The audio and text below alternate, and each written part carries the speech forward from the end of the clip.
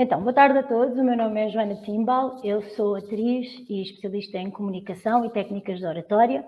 Vim parar ao PAD, ao marketing digital e ao PAD mais concretamente, quando percebi que, de facto, o marketing digital é uma ferramenta muito democrática e que ajuda pessoas com pequenos negócios e pequenos projetos a chegarem mais longe, a crescerem, a poderem divulgar os seus trabalhos.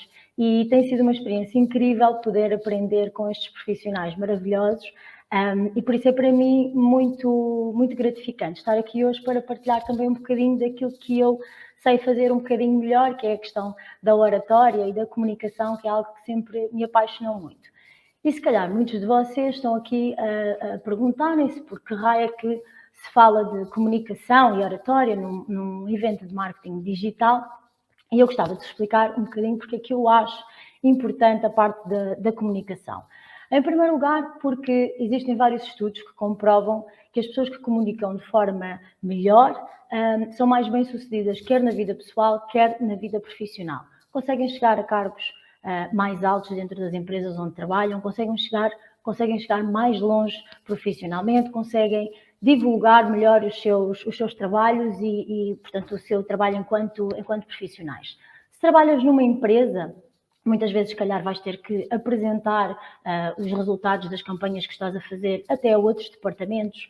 Se trabalhas numa agência ou és freelancer, vais ter que falar com clientes.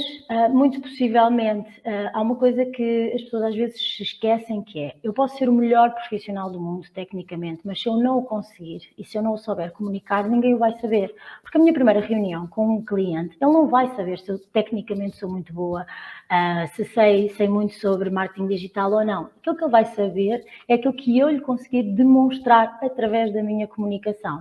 E depois, por outro lado, quem não tem medo de comunicar e de se expor, acaba por ter acesso a mais oportunidades. E aqui há este exemplo do PAD Talks, isto já é a segunda edição. Na primeira edição houve muitos colegas que falaram sobre a sua experiência e disseram que fecharam muitas oportunidades, fecharam muitas parcerias, muitas coisas boas aconteceram depois de eles virem aqui expor-se na internet perante não sei quantas pessoas. Portanto, eu acho que é muito importante a parte da comunicação. Agora, é um facto que 50% das pessoas, ou mais de 50% das pessoas, têm medo de falar em público. E vamos já aqui definir que falar em público pode ser falar em público para uma pessoa, para o vosso cliente, pode ser para 10, pode ser para 200, pode ser online, pode ser presencial, tudo é falar em público. E, de facto, as pessoas têm muito medo de falar em público.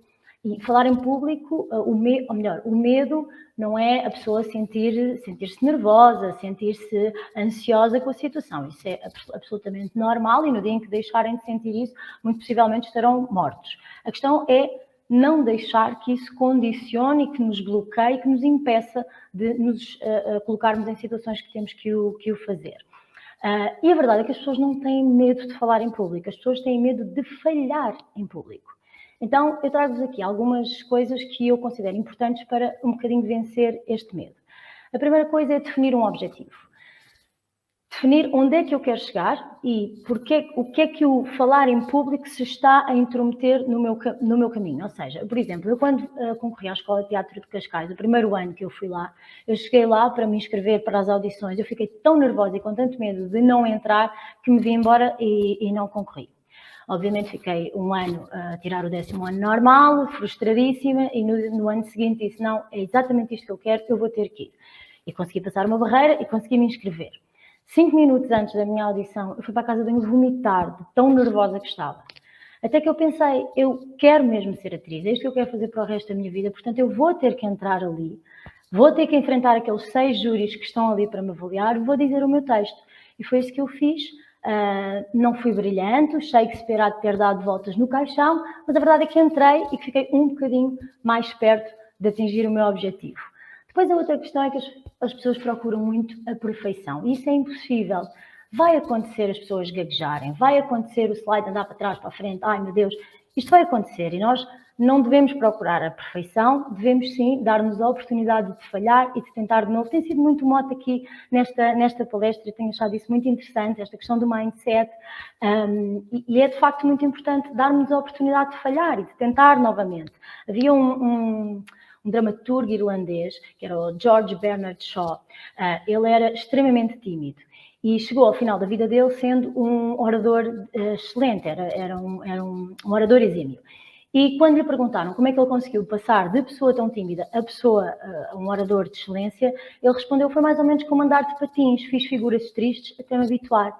E é um bocadinho isto que eu acho que as pessoas devem encarar, que é, ok, a primeira vez não vai correr tão bem, a segunda se calhar também não, mas à terceira, à quarta, à quinta, e as coisas acabam por começar a fluir. Isto é um bocadinho aquilo que eu chamo de blá blá blá do livro de autoajuda. Claro, é muito importante, não estou aqui a dizer o contrário, mas eu trouxe aqui duas coisas que me ajudam, por exemplo, a sentir-me menos nervosa, ou pelo menos a conseguir controlar um bocadinho a ansiedade antes de fazer uma apresentação. Fazer exercício físico antes da apresentação, não se pede que corram uma maratona, mas nem que seja subir e descer escadas. Isto porquê? Porque quando nós estamos numa situação de perigo, entre aspas, o nosso corpo descarrega a adrenalina que nos dá, portanto, que nos dá a indicação ao nosso cérebro que devemos atacar ou fugir. Como não podemos fazer isso quando estamos a fazer uma apresentação, se fizermos exercício físico antes, vamos conseguir controlar melhor os níveis de adrenalina no nosso corpo. Outra coisa é fazer exercícios de respiração. Eu trouxe aqui só um muito simples, muito prático de se fazer, que é inspirar em 2 tempos e expirar em 4 tempos. Seria mais ou menos assim: eu vou inspirar e vou expirar. Ok? Isto vai dizer o que é ao nosso cérebro. Nós, quando apanhamos um susto ou quando estamos nervosos, fazemos isto, não é? E a nossa respiração descontrola-se. Ao controlarmos a nossa respiração, estamos a dizer ao nosso cérebro que ele se enganou e que afinal nós não estamos em perigo e vamos conseguir acalmar, baixar a frequência cardíaca e desta forma acalmarmos um bocadinho. Depois, uma coisa muito importante é a preparação. O Roberto não acha, que ele hoje disse-nos que não tinha preparado nada, mas eu acho que para que nós nos sintamos bastante confiantes, devemos saber que devemos preparar a nossa apresentação.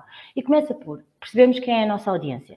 Ela tem o mesmo nível de conhecimento que nós. Vamos falar para colegas de marketing digital? Muito bem. Então podemos utilizar as taxas de conversões, CTRs, CPC, CPA, CTT, LCD, todos os siglas que quisermos, que toda a gente nos vai entender.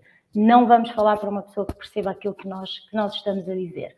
Então, não vale a pena, se calhar, dizermos ao nosso cliente, que é o senhor António do Talho, dizer-lhe: olha, vou-lhe instalar ali um pixel do Facebook no seu site, depois faz um remarketing, vai ser sempre a bombar.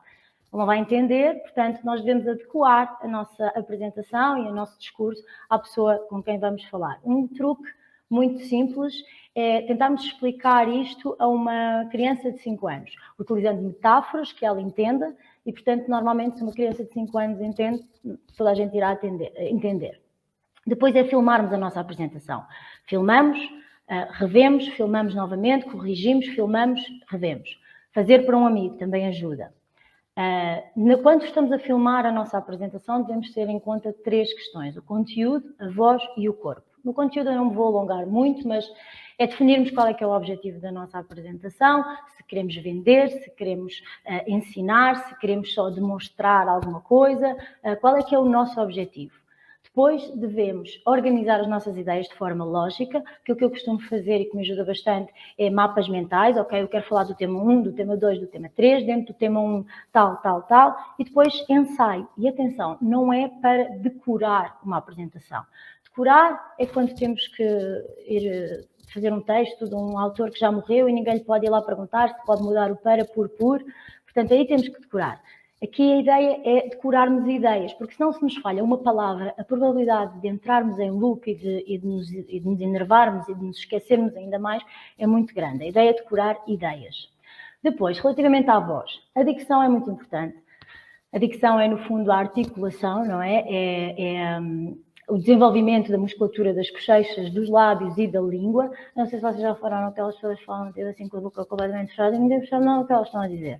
Então, obviamente que também não é para falar assim, é para fazermos exercícios que nos permitam equilibrar entre o atrasado mental que fala assim e o absolutamente perceptível. Existem alguns exercícios, se alguém tiver interesse nestes exercícios, pode-me enviar uma mensagem pelo Instagram, ou eu depois já vou dar os meus contactos, e eu envio alguns exercícios por vídeo que podem fazer.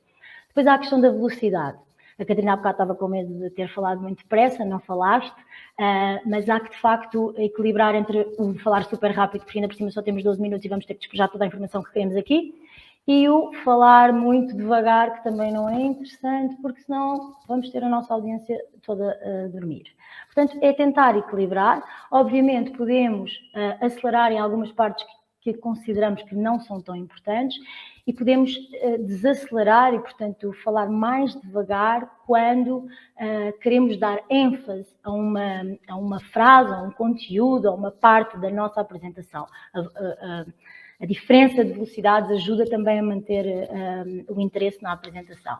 Depois há a questão das pausas e dos vícios de linguagem. Todos nós temos algum vício de linguagem. Algumas pessoas outras é o ok, dizem ok no fim de cada frase, o não é, o tipo, são tudo vícios de linguagem. Nós temos às vezes alguns problemas com as pausas, que é entre cada ideia eu parar. Nós temos muita necessidade de preencher o vazio, então fica... Eu estou a falar e quando quero passar para outra ideia, tenho uma necessidade de preencher com alguma coisa. É trazermos isto para a consciência, termos consciência de qual é que é o nosso vício de linguagem e tentarmos lentamente ir corrigindo.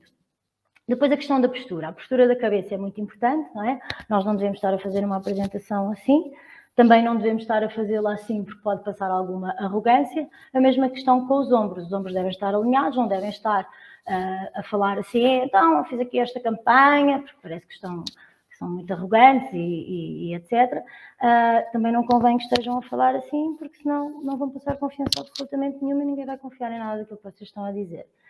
São alguns pontos. A ideia é que se preparem, que pensem nisto tudo antes, para poderem desfrutar depois. Quanto mais trabalhado isto for antes das vossas apresentações, de forma mais intuitiva vão conseguir fazer isto. A ideia é exatamente essa, é preparar bem, e depois na altura é a estupidez e descontração natural, como diz a minha mãe. E os meus contactos estão aqui, alguma coisa em que eu vos possa ajudar relativamente a isto, terei todo o gosto.